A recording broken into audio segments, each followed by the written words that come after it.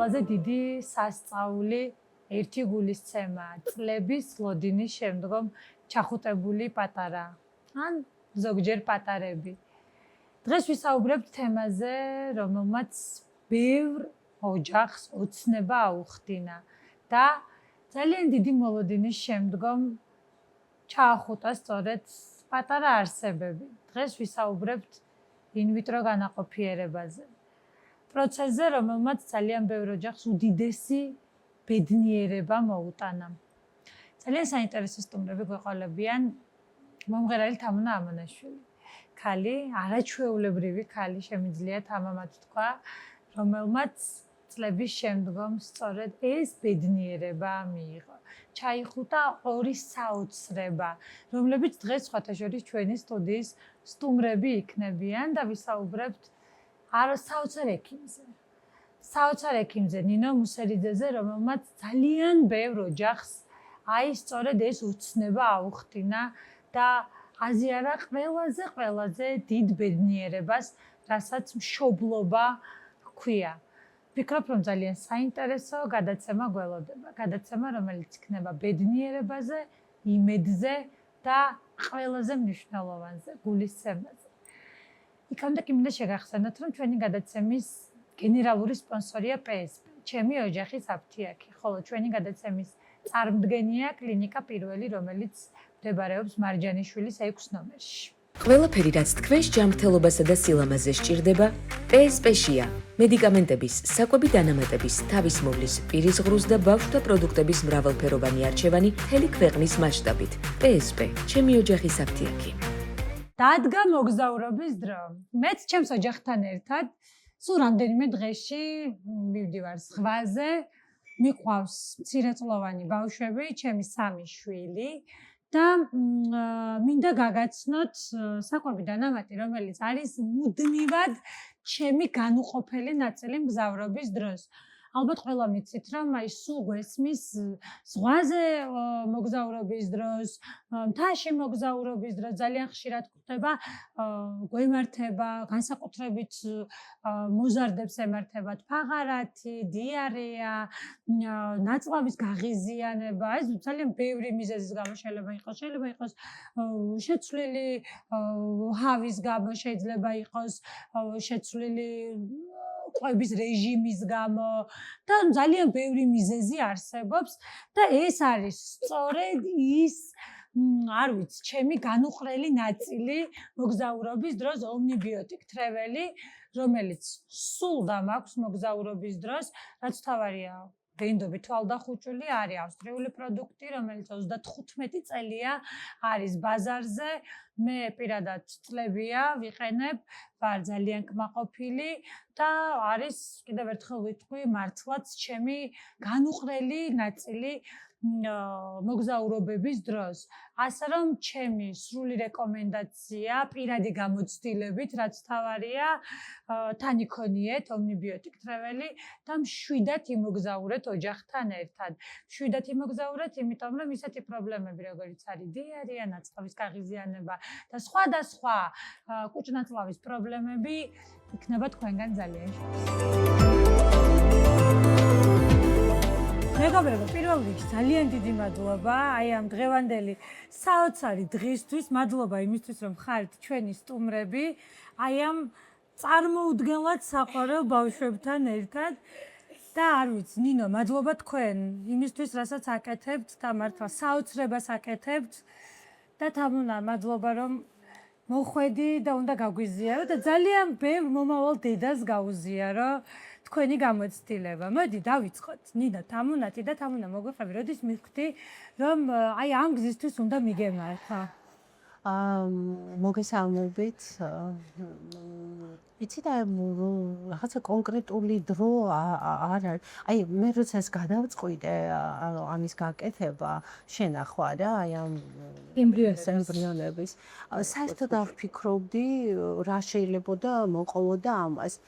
ეს გავაკეთე აი დაძალებით, რომ აი მოდი ჩემი მეგობრები, ჩემი მეუღლის, ჩემი ნათესავების დაძალებით, რომ გააკეთე, მაინც იმიტომ რომ არ ვიცი შემდგომში რა იქნება და რა.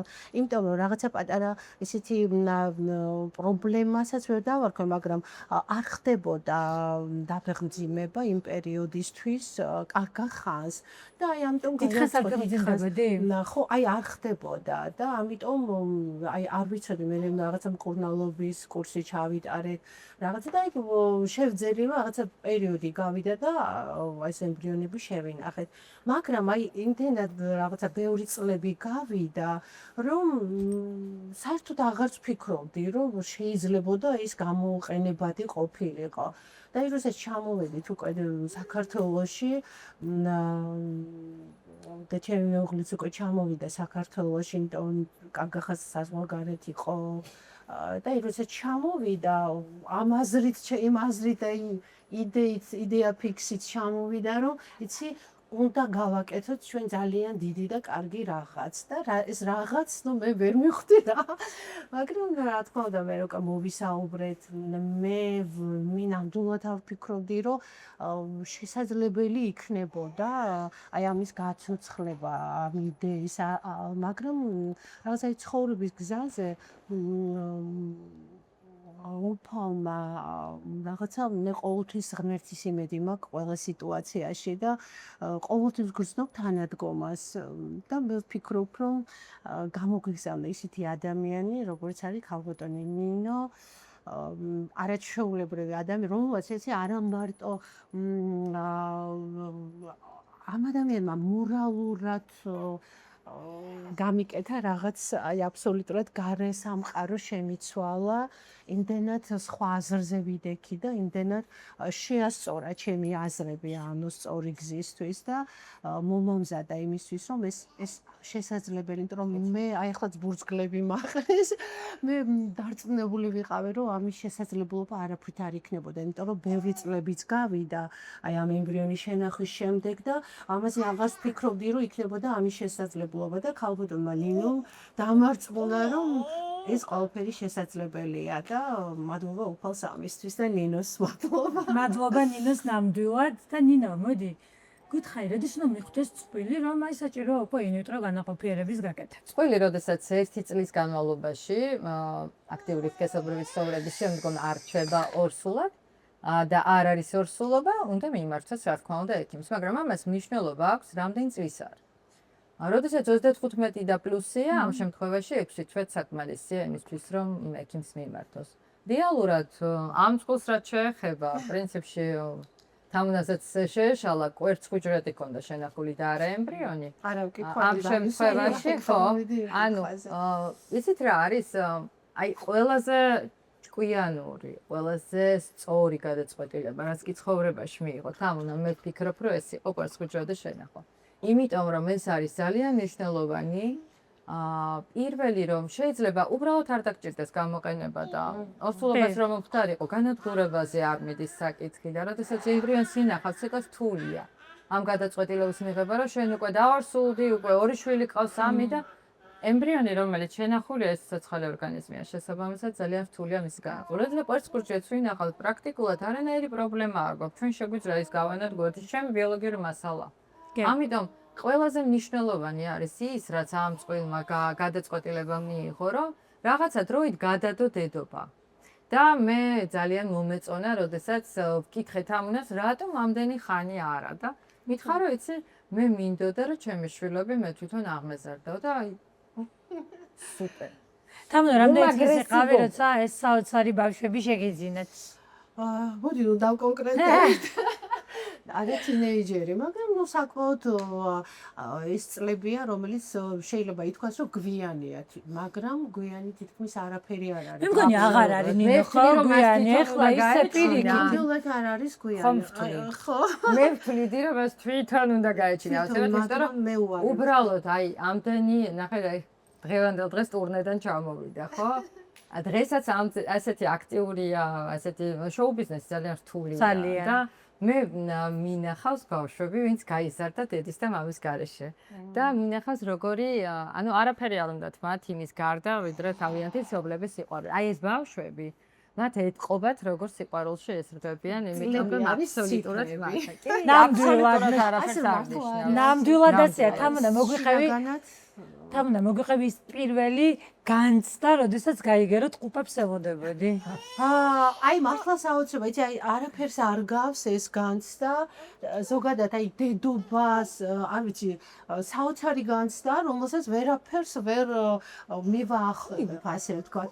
მე რო გავიგე პირველად ეს ყუპები, იცი, აი გაოგნებისგან რაღაცა ხელები გამეყინა, აი ვიჯექი ესე გაყინული ყუპები ორი ერთად გაგებაში არ ვიყავი, აი როგორ უნდა გამეზარდა აღმე, აი ძალიან რთულია, ხო ჯერ ერთი და მე მეორე და მით უმეტეს რომ არ გაგიზრდი, აი პირველია ეს შენთვის, შენ ცხოვრებაში და მით უმეტეს ახლა როდესაც პატარა ხარ ყველა გეხმარება გარშემო, აი დღესდღეობით ახლა მე და ჩემი მხოლოდ მე და ჩემი მეუღლე უძღვებით აი ამათ აღზრდის საქმეს და საკმაოდ რთულია, მაგრამ ჩემთვის რა თქმა უნდა ძალიან დიდი სიხარული იყო, აი ბედნიერების ფლუიდები მოდიოდა და აი სულ ბურძგლავდა როგორ უნდა გავაკეთო, სიტყვები არ მყოფნიდა, მაგრამ ამაში ძალა გვეძლევა ქალებს და რასაკვირველია, რომ აი ამ ხელა ბედნიერება ხვდეს მერე წილად. აი ეცეთი ბედნიერება, ნინო, რა არის უშვილობის, უნაყოფობის ყველაზე ხშირი მიზეზი? რეალურად უნაყოფობის მიზეზი სულ 4-ია. იცით, ეს არის ქალის ჰორმონალური სისტემის დისბალანსი, მამაკაცის ფაქტორი. მესამე არის რეალურად ენდომეტრიოზიც ასევე შეიძლება იყოს მიზეზი, მესამე არის ორივე შეიძლება ერთად და მეოთხე მილების ფაქტორი. მილების. რა თქმა უნდა. შესაბამისად, აი თავარი არის რომ ვიცოდეთ რა მიზეზი არის უნაყოფობა. მიზეზი შეიძლება იყოს რომ თვითნებითი აბორტებიც ძალიან ხშირად არის და ესეთი პაციენტები, ვისაც თვითნებითი ანუ უწყდებათ ორსულობები, თვლიან რომ უნაყოფობა არ არის მათი პრობლემა, მაგრამ შვილი არ ყავს, ესე იგი არის უნაყოფობა. და რეალურად აი იმ წვილებში, სადაც არის ამდენი შეწყვეტილი ორსულობა, აი დღევანდელ დღეს მყავს წვილი, რომელსაც 7 შეწყვეტილი ორსულობა აქვს. მიუხედავად ამისა, 7 შეწყვეტილი ორსულობა აქვს, მათ თან ვერანაირად ემბრიონიც ვერ მივიღეთ.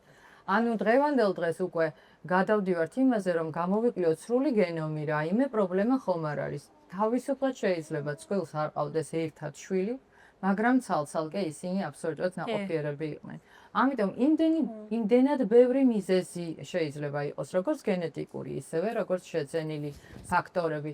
ასევე არსებობს ინფერტილობის გენები, ანუ გენეტიკურად, როდესაც არ აქვს რაიმე დაავადების მტარებლობა, მაგრამ გაქვს ფერტილობის გენების დაზიანება. აი ეს რას ნიშნავს მაყურებელს უფრო კარგად რომ ავუხსნათ?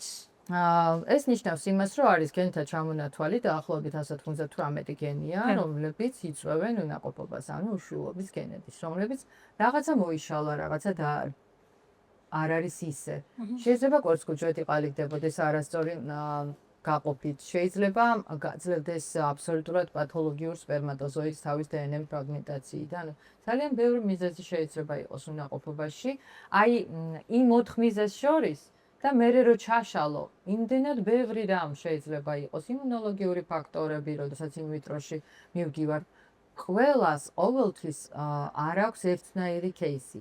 და ამიტომ ჩვენთვის ძალიან მნიშვნელოვანია, რომ შევურჩიოთ, აი ინდივიდუალური მიდგომა არის ყველაზე მნიშვნელოვანი ყველა სფეროში. აბსოლუტურად ეს არის ინვიტრო განაყოფიერება, ეს არის უბრალოდ უნაყოფობა. ძალიან ბევრი წვილი მოსულა და გვითქვამს, რომ თქვენ არ გჭირდებათ ინვიტრო განაყოფიერება, თქვენ შეგიძლიათ, რომ თქვენ თვითონ გააჩინოთ შვილი ბუნებრივი განაყოფიერებით. იცით, მინდა გითხრათ, რომ ესეთი წვილები ძალიან ხშირად ამას რო ეტყვი, ძალიან მარტივად ორსულდებიან. ანუ ფსიქოლოგიური განწყობა ძალიან მნიშვნელოვანია. როდესაც შენ ნერვიულობ იმაზე, თქვენ წარმოიდგინეთ, რომ სტრესი არის ყველა დაავადების გამომწვევი ჩამთვლელი ფაქტორი. ამიტომ რეალურად ეს წვილები ხომ ნერვიულობენ. საქართველოში ყველაზე მეტად ნერვიულობენ, მინდა გითხრათ, იმიტომ რომ საქართველოში შეუძლებელია რამოდენიმე თვეც არჩა დაორსულდა, იმიტომ რომ აუცილებლად ყველა გეკითხება ბავშვი. კი, ზუსტად. მე პირადად პატარა ბიძაშვილიშვილმა მომმართა რაღაც 3 წელი იყო გათხოვილი რომ ვიყავით და შესაბამისად მოვიდა და მომეტანა ესეთი დიდი ყულაბა და მითხრა ეს შენ და რატომ მეთქი გიგრე? იმიტომ რომ შვილი უნდა იყიდო. აი ნინო თვითონ გქონდა ეს პრობლემა? კი, რა თქმა უნდა და რა საინტერესოა. ზუსტად ეს რომ ყველა პაციენტის პრობლემის თემა ყოველთვის ალბათ კიდევ უფრო კარგად გესმის აბსოლუტურად. ეს ძალიან მნიშვნელოვანია. არ არსებობს დაუშვათ ეს პრობლემა, ვინმე გაიზიაროს, გაიგოს, თუ ეს არ იცი რა არის. შესაბამისად ის მახსოვს რომ მე სხვა ქვეყანაში ვიყავი, წარმოვიდგინეს და იქ მითხეს 23 წლის ასაკში ნერვიულობ რომ შვილი არ გყავსო და მე იცი გაუკვირდეთ ხო? და აი მეგონა რომ შენ ამდენს მეზობლები ნათესავები ხო? გაუკვირდა არ დასაული და დავშვებდი, იმიტომ რომ ამას იმდენად დიდი სტრესი აქვს და უდიდესი. ყველა იცით მნიშვნელობა არ აქვს ეს კარგად გეკითხებათ თუ ცუდად გეკითხებათ. შენთვის აღსაქმელად არის ძალიან ცუდი. ამიტომ მე არასდროს არავის არ ვეკითხები, ორსულად ხარ თუ არა, ძალიან სწორია. თუ არა, გინდა თუ არა, იმიტომ რომ იმდენად ცუდი შეკითხვა ეს იმ წყვილისთვის. საერთოდ რა პრობლემა არ ხონდეს. მაინც ირთვება აქ რაღაც. გასაკვირველია. ამიტომ ეხლა ვეუბნები ხოლმე რომ რაც არ უნდა იყოს. 5 შვილი რო ყავდეთ, კითხავენ, მე მეტი საქმე არ აგაქვს.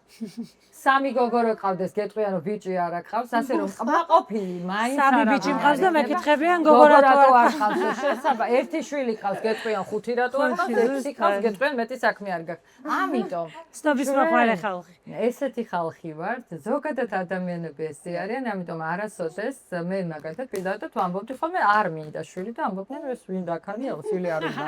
იმიტომ რომ ეს ჩემთვის იყო კატასტროფული შეკითხვა. ამიტომ მე ვფიქრობ, რომ ყველა წყვილმა უნდა გაითავისოს ის, რომ მათზე ძალიან არავის არ უნდა ეს პატარები. ეს არის მხოლოდ მათი გასაკვირველია. და არასდროს არ გაღიზიანდნენ იმაზე, თუ სხვა რას გეკითხება, იმიტომ რომ ის სხვა ისევ შეგეკითხება, რაც არ უნდა მოხდეს.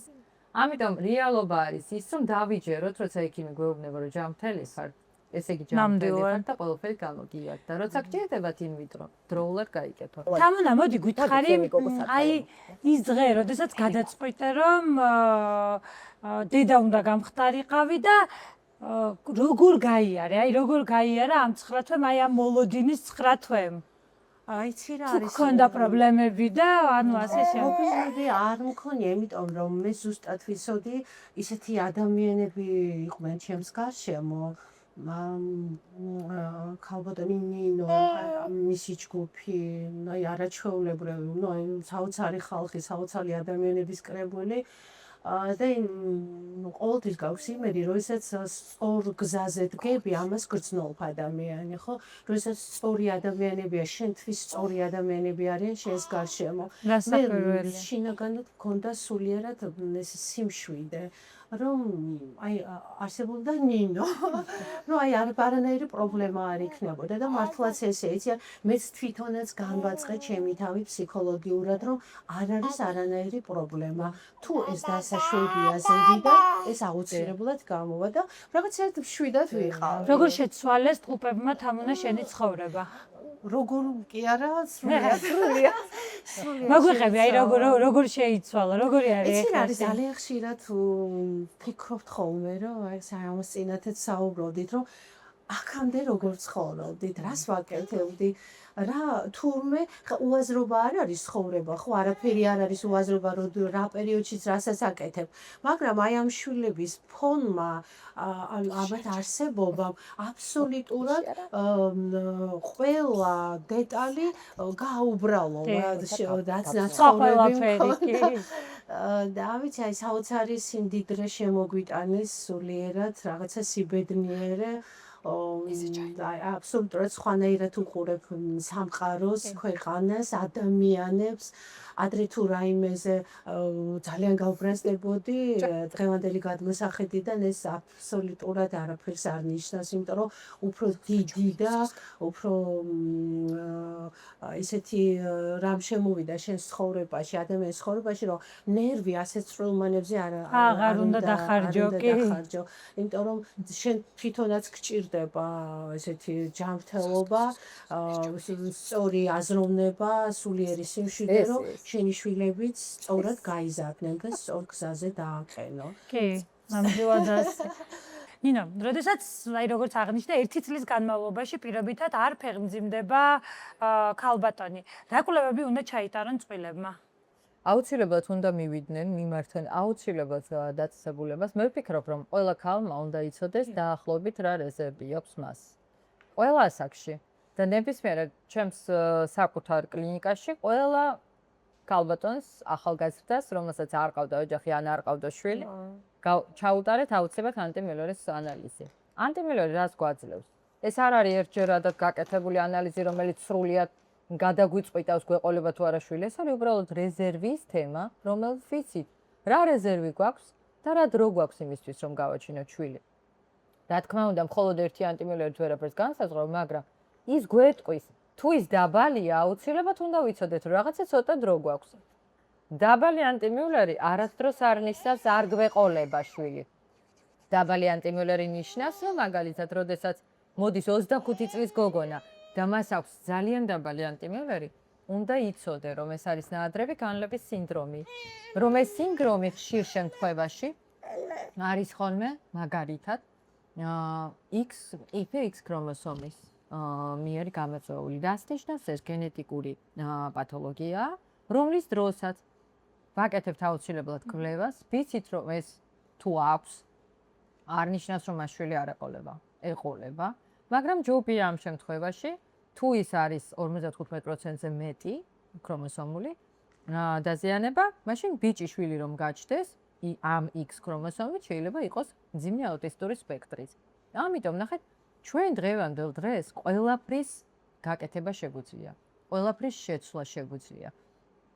ადამიანები, რომლებსაც ყავთ გენეტიკურად განპირობებული დაავადებით შვილები, რომლებსაც ატარებდნენ თვითონ და აღმოაჩნდათ მერე ბავშვებს, ისიც კი შეგვიძლიათ, რომ ამ წყვილებს გავუჩინოთ საკუთარი გენეტიკური მასალით ჯანმრთელი შვილები. და რაზე ვსაუბრობთ? ნებისმიერი მიზეზი, რაც კი არსებობს. ხშირად ამბობენ ხოლმე ინვიტრო განაყოფიერებაზე, რომ 100%-იანი არ არისო. ჩვენთან ხომ ის პაციენტი მოდის, რომელსაც გუნებრივად შვილი არ ყავს. რა საკვირველია? ჩვენთან მოდის პაციენტი, რომელსაც აქვს აზოოსპერმია, მაგალითად, აზოოსპერმიან პაციენტებს ბუნებაში შვილი არ უნდა ყავდეთ. და ჩვენთან მათ უჩნდებათ შვილი 40%-ში. ეს უდიდესი მიღწევაა. ნამდვილად. და რეალურად ეს მიღწევა, რომელიც პრაქტიკულად იმის საშუალებას გვაძლევს, რომ იმ 18 წლის გოგოს, რომელსაც ნაადრევი განლევის სინდრომი აქვს, სულ 8 და 9 კვერცხუჯრედი აქვს, შეუნახავ ამ კვერცხუჯრედს და 10 წლის მერე გააჩენს. შეინახა მან კვერცხუჯრედი და რამდენი წლის მერე გააჩინა ფანტასტიკური შვილები. თამუნა, აი, კი, ბოდის დაასრულე და თამუნას ვკითხავ. ძალიან მნიშვნელოვანია ეს შესაძლებლობა, თუნდაც ის, რომ ონკოლოგიური პაციენტები რჩებოდნენ ადრე შვილის გარეშე, იმიტომ რომ განლება ხდებოდა ამ ქიმიო და დასხივების შედეგად, ქიმიოთერაპიის შედეგად. დღევანდელ დღეს მათ ინახავენ და მათ შვილები ყავთ. აღარ აქვთ არანაირი პრობლემა. მე მყავდა მაგალითად სტუდენტი, რომელსაც 19 წლის ასაკში ჰქონდა საკვერცხის კიბო. მან ორჯერ სცადა თვითმკვლელობა ამის გამო, რომ მას შვილი არ ეყოლებოდა მომავალში. ეს ხომ ძალიან დიდი ფსიქოლოგიური სტრესია. შესაბამისად, დღეს ეს სტრესი არ არსებობს. დღეს იმედია, ძალიან დიდი იმედია ამ პაციენტებისთვის, ვისთვისაც ინახავთ.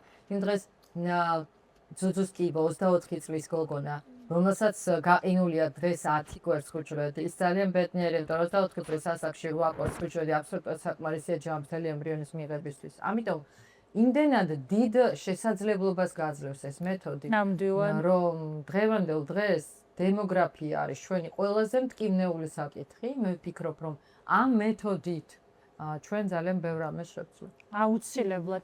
თამუნა, რა ასაკში შეინახე კვერცხუჯრედები და რამდენი? იცით რა არის, სადღაც 13 წლის წინ, ისად 14 წლის წინ შევინახე და აი ამიტომ იმედიც არ მქონდა და ამიტომ ვარ აღრთოვანებული, რომ ეს იმედი არ უნდა დააკარგო ზოგადად ადამიანს. რატო გადაწყვიტა 14 წლის რო კვერცხუჯრედი შეგენახა? და რამდენი კვერცხუჯრედი შეინახე? ბევრი მქონდა, კი, მაგრამ აქედან რამდენიმე გამოვიდა, ანუ რეალურად გამოყინული კვერცხუჯრედიდან ყოველთვის ყველა არ გამოდის. ესეც რო გავივალისწინოთ, იმიტომ რომ გამოყინვის შემთხვევაში კვერცხუჯრედი ემბრიონი უფრო კარგად იყინება და 99.9%-ში იგივე ხარისხის გამოიყინება, ვიდრე კვერცხუჭრედი.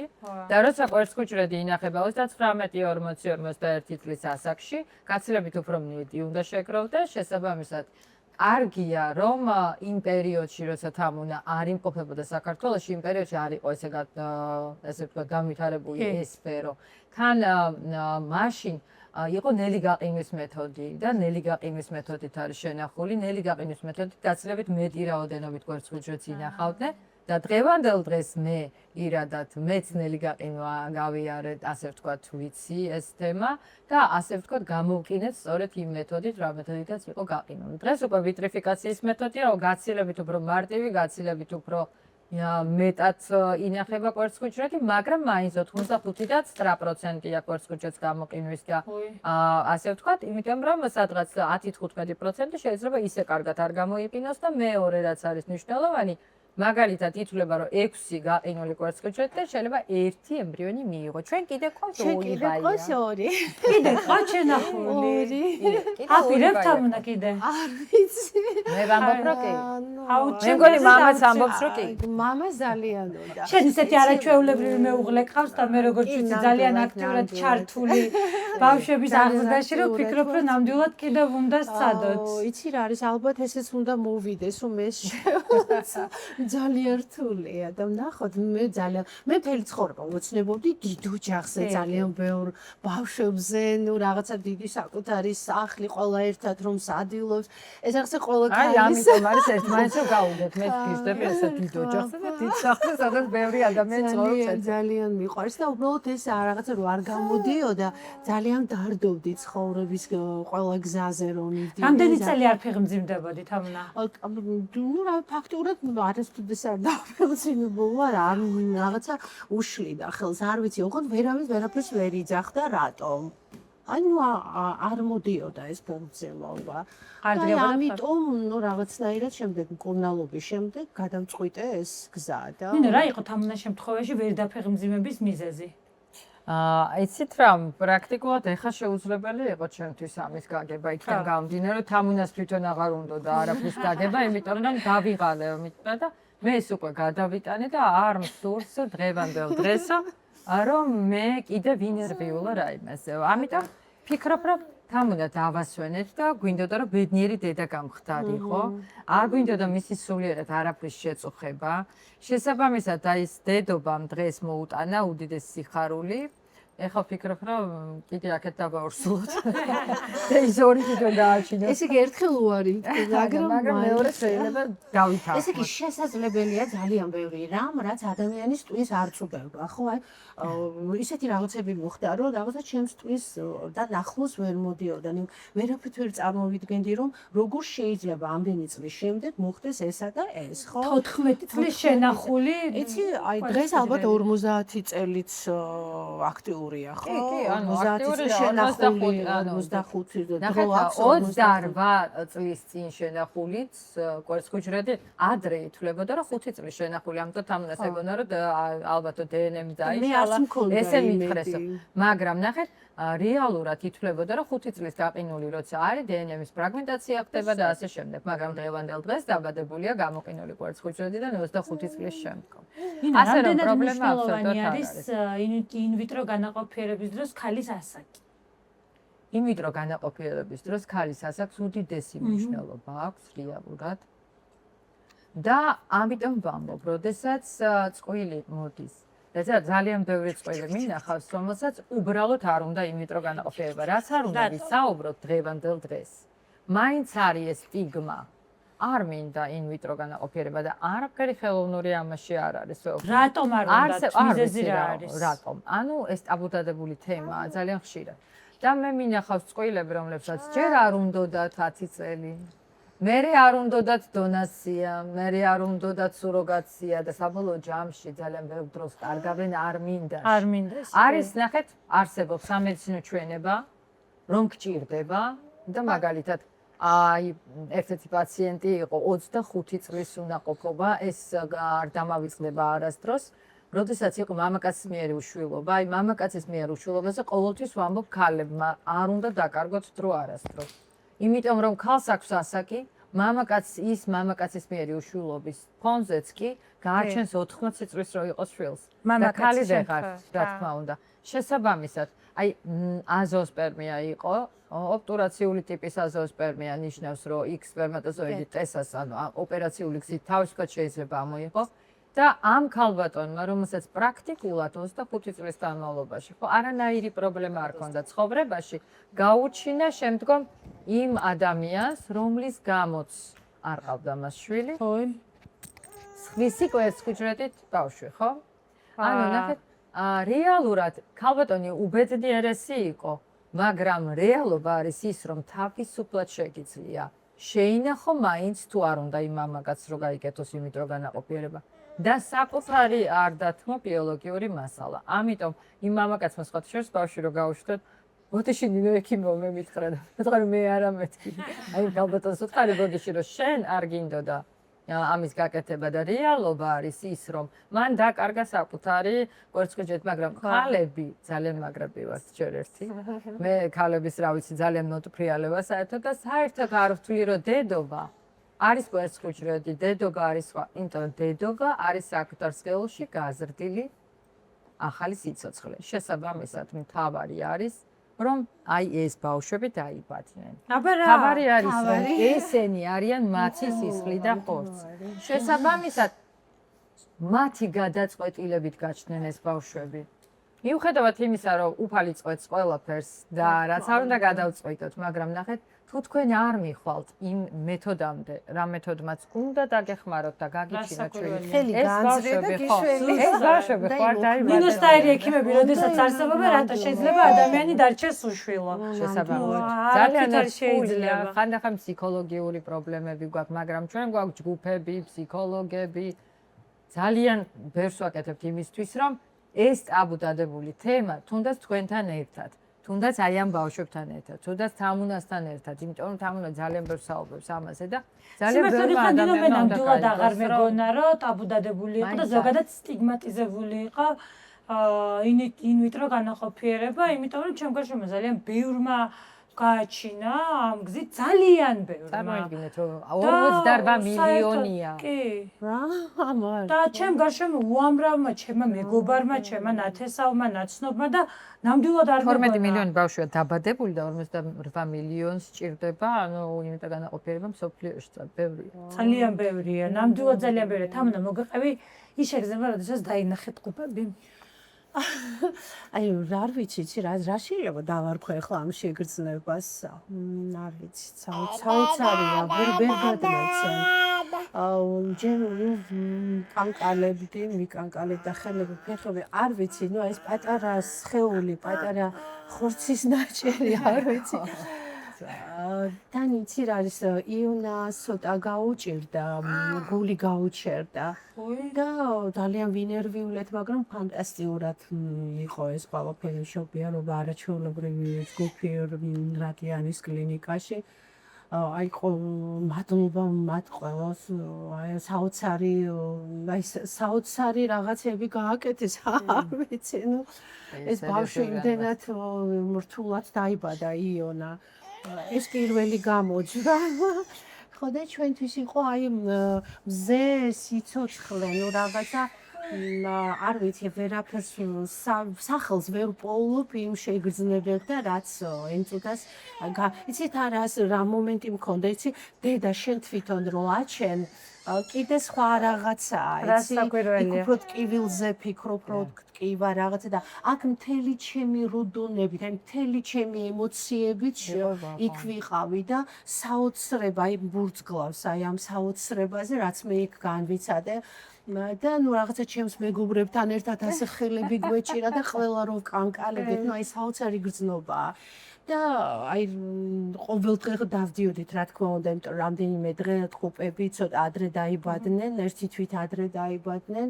და ამიტომ ყოველდღიური მისვლა იქ უამრავი ბავშვი სხვა აი უკვე იმ წუთიდან დედა ვიყავი რა თქმა უნდა იმ წუთიდან და იმ წუთიდან აი ეს მომენტი მქონდა რომ რა შეიძლება უშველოდ რა ყველაფერი ფანტასტიკურად ქონდათ მაგრამ ხო იცი რომ ფიქრობ რომ ვაიმე რამე ხომ არ ჭირს რატო გაყვითლდა ნუ რაღაცა ფერი ხო ეცვლება ნუ რაღაც არ ვიცი საოცარია და საოცარია მე როცა უკვე გამოყვას ჩვენ სახლში რომ შემოდის შენთან ერთად თავის სახლში რომ შემოდის და რაღაცა სუნი რო დგება სურნელი ბავშვის და ის საოცარია და შენ თვით ლაუდი საოცარი შეგრძნებებია და შენ თვითონ რომ განიცდი ძიძების რა თქმა უნდა დამხმარეს ძალიან კარგია მაგრამ არ ყავს დამხმარე ჩვენ ძიძის გარეშე ზრდით ორბა აპარასო აი სრული ესეთი რა არც ძალიან დიდი განცდები გქონდა ფიზიკური რომ აი მე ვფიქრობდი რომ მე აი სადღაც ახლა წავიქცევი ვეღარ შევძლებ ვეღარ გაუძლებ ну მაგრამ რაღაცნაირად ნუ გადავიტანეთ ეს რთული პერიოდი და ამათ რომ დაინახავ მადლობა აი საოცრება არ ვიცი მარტო დღემდე მარტო მაგრამ ალბათ ცოტა ხანში ხო მაგრამ ანუ აი ეხლა კიდე რომ დაგემატება ახალი ბავშვები და ახალი ნინო დაგვემატება აუცილებლად მე ამის ჯერა რომ ძალიან მალე შენ ჩვენთან ჩვენთან სტუდიაში უკვე 4 ბავშვი სულ მალე ნინო იცი რა მაინტერესებს რამდენად კავშირში არის სტრესი დაფეხმძიმების შეფერხებასთან სტრესის მექანიზმი რო განიხილოთ ყველაფრის ჩამქრელი მექანიზმია კორტიზოლი რეალურად ანუ სტრესული სიტუაცია იწვევს ანოვულაციას იწვევს ჰორმონალურ დარღვევას, ჰიპერპროლაქტინემიას, ანუ პროლაქტინის მომატებას, რომელიც ასევე ანოვულაციამდე მივყავართ ამ ყველაფერს. სტრესი შეიძლება ჩამთვლელი მექანიზმი იყოს, ფარშაბჯიკრის ჰორმონების პრობლემის, ანუ ყველაფრის ჩამთვლელი მექანიზმი. ძალიან ხშირად გაგიგებთ ალბათ, რომ ანუ სტრესზე შეუწყდა ციკლი.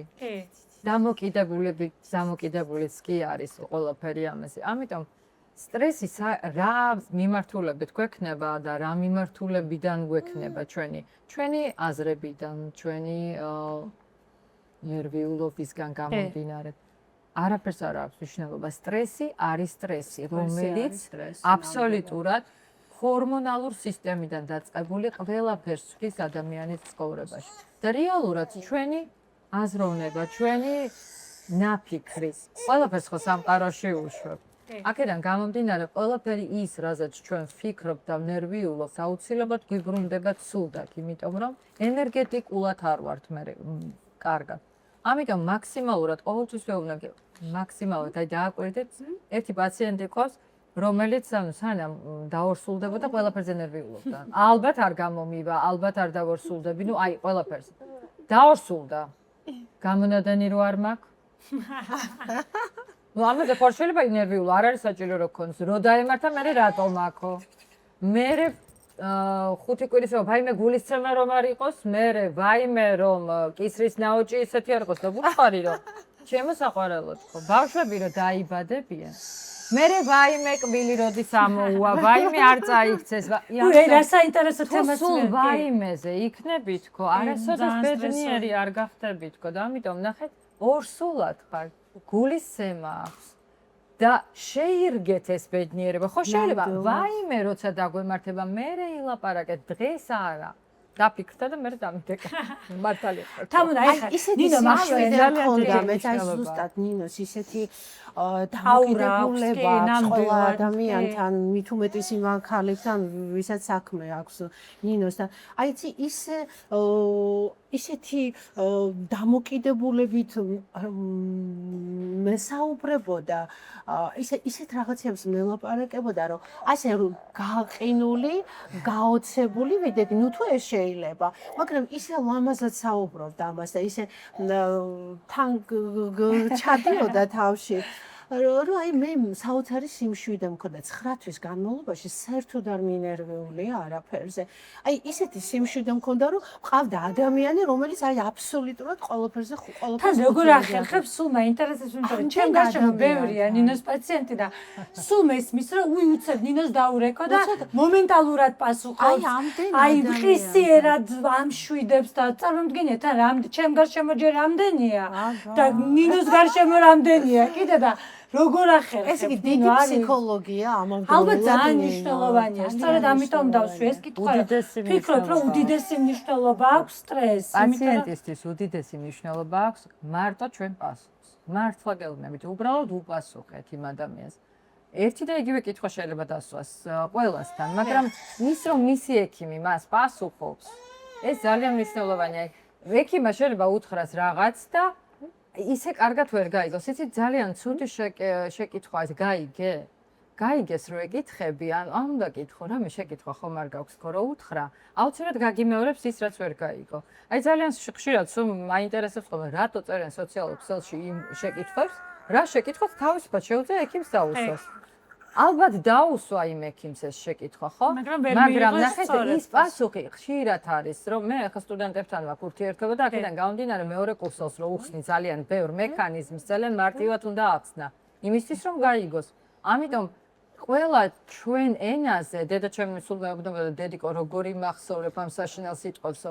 ნამდვილად ძალიან რთულია სამედიცინო ენაზე, როცა ვსაუბრობ, ეს გაიგოს ჩვეულებრივი ექიმიც კი ვერ გაიგებს, თუნდაც აი ფასეროს ექიმი შეიძლება შენ ისაუბრო იმ რაღაცაზე, რაც შენი სპეციფიკაა და გასაგებენაზე უნდა აუცილებელია გასაგებენაზე აუხსნა და ხო გაიგე რო გეტყვიან ანუ ვერ გავიგე ცოტა რთულია თული საქმელია კი ერიდება და ასე და შეკითხვა ხომ არ გაქვს შემიძლია 3ჯერ 10ჯერ 15ჯერ შეკითხვა ხომ არ გოს უთხრა და კიდე მკითხოს იგივე შეკითხვა აუხსნა მაგრამ როდესაც შენ ტელეფონზე კი რეკავე მე არ არსებობს იცით ტელეფონი ხო ну როგორ გითხრათ, აი დედა რო წერია, ხო, ვინც კი წერიათ ტელეფონში.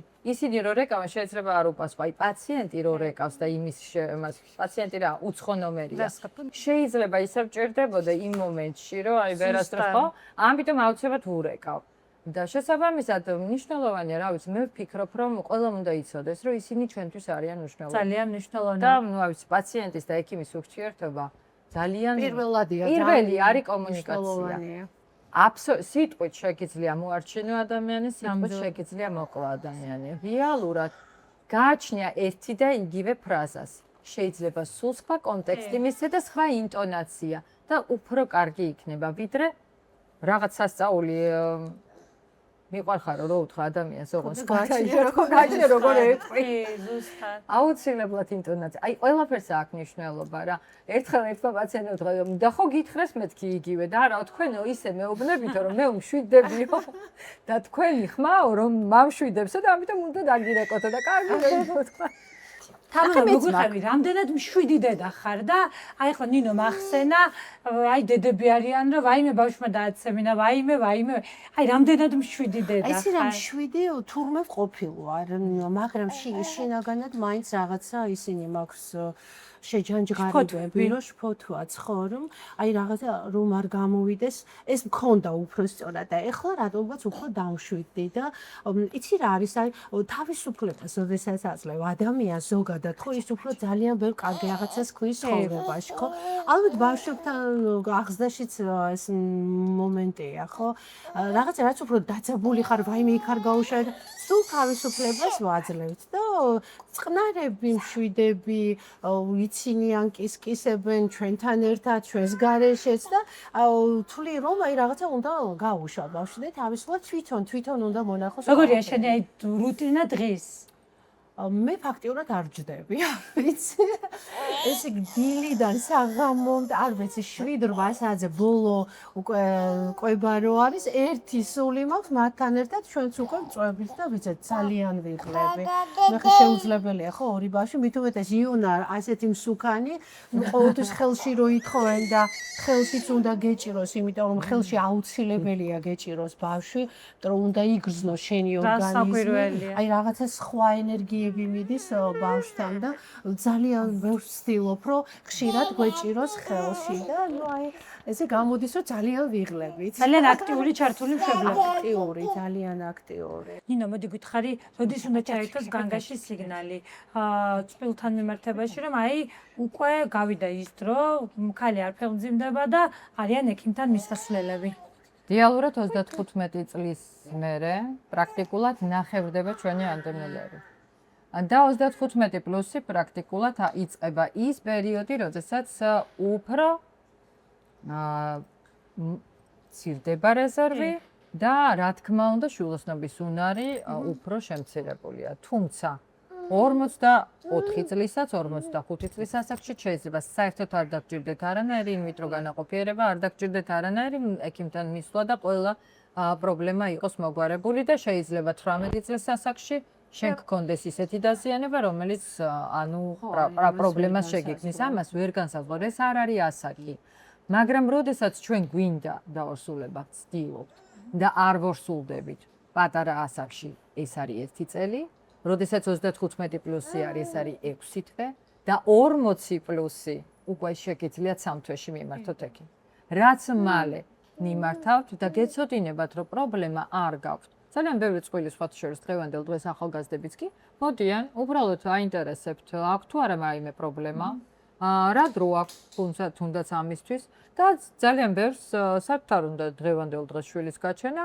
ზოგიერთი ადამიანი მაგალითად ინახავს როგორც კვერცხუჯრედს, ასევე ინახავს ემბრიონს და იმისთვის, რომ შემდგომ უკვე გადაავადოს საკუთარი, ანუ social freezing იქია, ასე ვთქვათ, სოციალური გადავადება ორსულობისა თუ დედობისა, რაც პრინციპში უნდა გააკეთა იმ პერიოდში, როცა ის უფრო აქტიურად იყო ჩართული შოუ ბიზნესში, პრაქტიკულად ყო ასე ვერ შეძლებდა, რომ თვითონ გაეზარდა საკუთარი შვილები და ამას ძალიან დიდი მნიშვნელობა აქვს.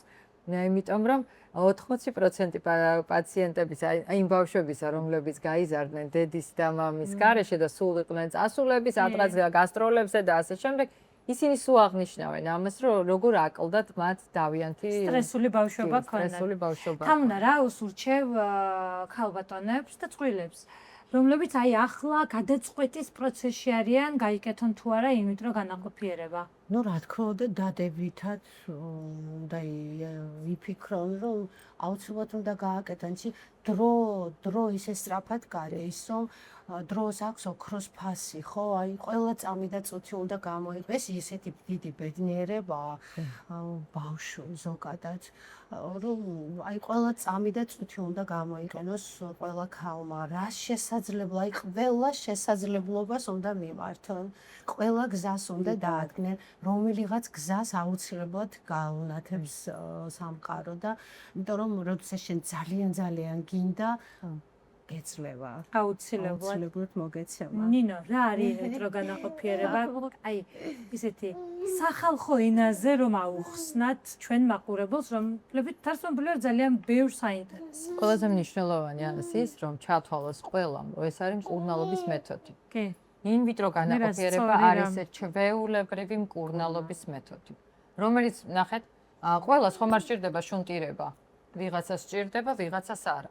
ყველას ხომ არ სჭირდება თირკმლის გადანერგვა და ხო არ ყდება იმით, რომ დაუშვათ რაღაც პრობლემა აქვს, უბრალოდ შეიძლება კენჭი დაშალონ და იმით კარგად იყოს, ხო? მაგრამ როდესაც ვსაუბრობთ ინვიტრო განაყოფიერებაზე, არის პაციენტი, რომელსაც აუცილებლად სჭირდება პირდაპირი ჩვენება ინვიტრო განაყოფიერება. არასდროს დრო არ უნდა დაკარგონ და რაც უფრო მალე მივლენ ისინი ექიმთან და ჩაიტარებენ, ამაზე კარგს არაფერს გააკეთებენ, რადგან დღევანდელ დღეს გენეტიკური ანალიზის ამ ყველაფრის გათვალისწინებით წარმოიდგინეთ მე როცა დავიწყე, მაშინ იყო 20-25% ინვიტრო განაყოფიერების შანსი და დღეს ავიდა 55, 60 და 70%-მდე. შესაბამისად, რაზე ვსაუბრობ?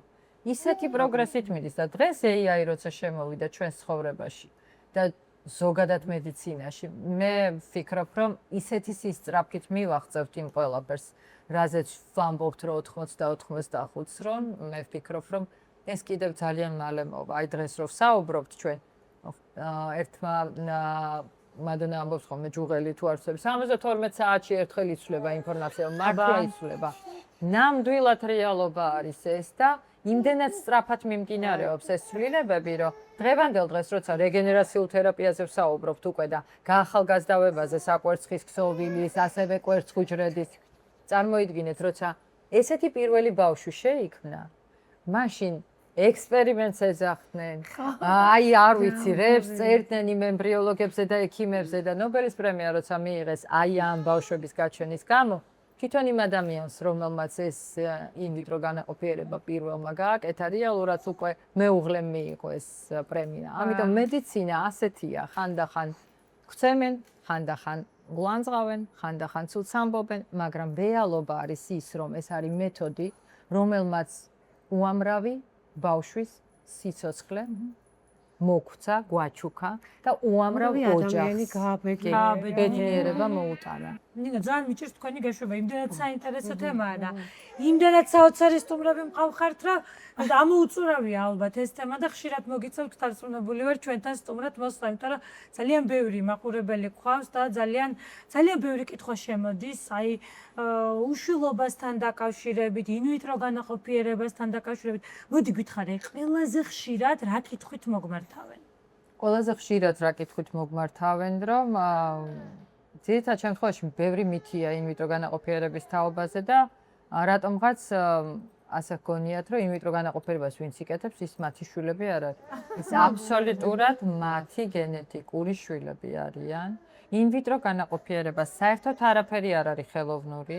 ეს არის მათივე კვერცხუჯრედი, მათივე სპერმატოზოიდი, რომლებიც ერთმანეთს შეიძლება ვერ ხვდებოდნენ, მაგალითად მილის პრობლემის გამო, ან ოვულაცია არ არის და იმიტომ და ჩვენ ვახვედრებთ ამას თუნდაც სინჯარაში, სადაც ამ ბავშვებმა საერთოდ არ იციან, რომ გამოვიდნენ დედის ორგანიზმიდან და მერე უკან ბრუნდებიან ისევ დედის ორგანიზმში და რეალობა არის ის, რომ ის შეხვედრის ადგილი უბრალოდ სპერმატოზოიდის და კვერცხუჯრედის არის ჩვენს ლაბორატორიაში. მეტი აბსოლუტურად განსხვავება არაფერი არ არის. ანუ წარმოიდგინეთ, რომ ისინი რომ არასდროს არ შეხვდებოდნენ თუ მილი დახურულია ერთმანეთს და ხანდახან არის მილები დახურული და წარმოიდგინეთ, რომ ამ ქალბატონის კვერცხუჯრედი არც იცნობს იმ სპერმატოზოიდს, როგორ უნდა მოხდეს მათი განაყოფიერება. ამიტომ ძალიან მნიშვნელოვანი რამ არის. ძალიან მნიშვნელოვანი კითხვა მინდა ბოლოს დაგისვა. რა არის უშვილობა და როგორ უნდა ვუმკურნალოთ მას? უშვილობა კიდევ ცალკე მცნება ალბათ ამ შემთხვევაში. უმკურნალოთ უნდა როგორ გითხრათ, მრავალპროფილურად. პირველად ფსიქოლოგიურად, რომ არ არსებობს უშვილობა და არ არსებობს უშვილო წყვილი, აუხსნათ. იმიტომ რომ დღეს მედიცინა მივიდა იმ დონეზე, რომ პრაქტიკულად ყველაფერი შესაძლებელია.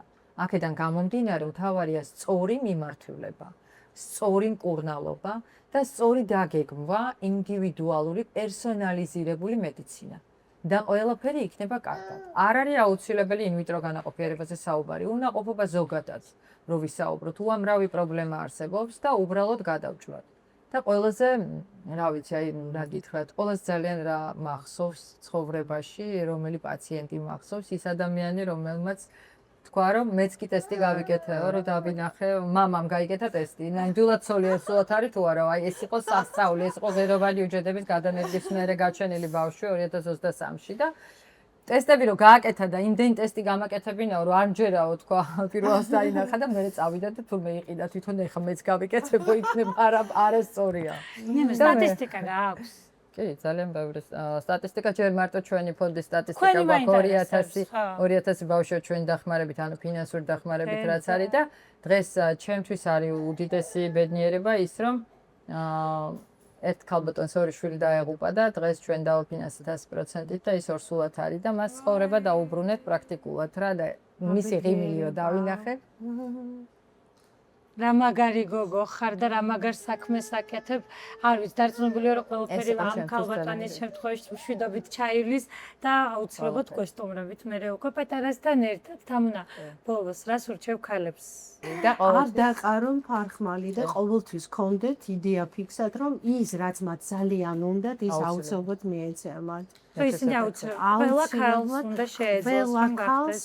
ყველა ქალი მოწოდებით არის დედა და ამას ქრის სამყარო და ამიტომ ყველა დედა ვართ და რაღაცა პრობლემები უნდა გადავლახოთ, ზოგს გვაქვს, ზოგს არა გვაქვს. და ამიტომ ეს პრობლემების გადალახვა რაღაცა პატარ-პატარა განსაცდელებია, მაგრამ ზუსტად უნდა ვიცოდეთ, რომ აუცილებლად მოვა ის რაღაცა დიდი სიხარული, რასაც ელოდები შინაგან. და ყველაფერი დაავიწყდებათ. აბსოლუტურად აბსოლუტურად ყველა პერიოდი, ყველა განვლილი, ცუდი, აბსოლუტურად ყველაფერი დაავიწყდება. ასევე ნინო, მინდა გითხრა შენ, რას ურჩევ ქალებს, რომლებსაც უჭირთ დაფეხმძიმება? იცით, თავარი არის ის, რომ უჭირთ დაფეხმძიმება ძალიან ხშირად უჭირთ ისეთ ქალებს, რომლებსაც იდეა ფიქსად უდევთ, რომ აუცილებლად უნდა ფეხმძიმებისთვის, ანუ მე ვამბობ, რომ ბავშვები იბადებიან ჰარმონიაში. შესაბამისად, არ უნდა შეიქმნას სტრესი ამის გამო. თუ რამე სჭირდებათ, თუ ნერვიულობს იმაზე, რომ აი არ ორსულდება, მივიდეს ექიმთან და ძალიან შვიდად შევიდეს ამ როგორ გითხრათ, დიალოგში მედიცინასთან თუნდაც. და ზოგადად, აი ყველა ტიპის ნერვიულობა, ყველა ტიპის ნეგატივი რაც მოდის, ის არ გვაძლიერებს, ის გვასუსტებს ყველანაირად.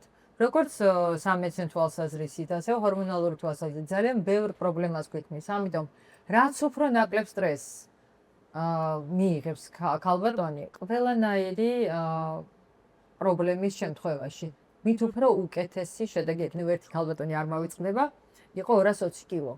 ჩვენ ხო სულ საუბრობთ ამაზე, რომ ძალიან ჭარბი წონა პრობლემა, ძალიან გამხდარიც ასევე პრობლემაა და მოკლედ ვუთხარი, რომ აი როგორ არის მეთქი, როგორ არ გახდით, როგორ არ დაიკელით, ანუ ჩვენ დანიშნულება ქონდა მიცემული ენდოკრინოლოგის ჩაბარებული და მით შენ გადაიტან, მე აუცილებლად დავარსულდებიო. პირველივე ტრანსფერზე დავარსულდა. კაი რა. იმდენად პოზიტიური იყო. და მე ვეხვეწებოდით, მიდი, ჩქარა, იმშობიარეთ. 39 კვირაზე გააჩინა ფანტასტიკური ბავშვი, დაგითხრეთ. შესაბამისად, ანუ როგორც კი ფიქრობთ პოზიტიურად, ყველაფერი პოზიტიურად მოვა. აუცილებლად. ამიტომ არ შეიძლება ყველაფერზე ნეგატივი ყოველთვის გიბრუნდება ნეგატივით. ამიტომ ყველაფერი კარგად იქნება. ძალიან დიდი მადლობა. ნუ ჯერა რომ ყველაფერი კარგად იქნება, იქ სადაც შენაირი ექიმები არსებობენ. ნამდვილად ნინო ძალიან დიდი ნამდვილად ასეა და მადლობა ძალიან დიდი. თამუნა, უღრმესი მადლობა. მადლობა თქვენს. იმისთვის რომ შენი გამოცდილება გაუზიარე ჩვენ მაყურებელს და მადლობა აი ამ საოცარი ბავშვებისთვის. მე კი მინდა დავემშვიდობოთ ჩვენს მაყურებელს და შემდეგ ხუჭაბად შევხვდებით ისე ძალიან საინტერესო თემით და ძალიან საინტერესო სტუმრებით. დიდი მადლობა მე. მადლობა.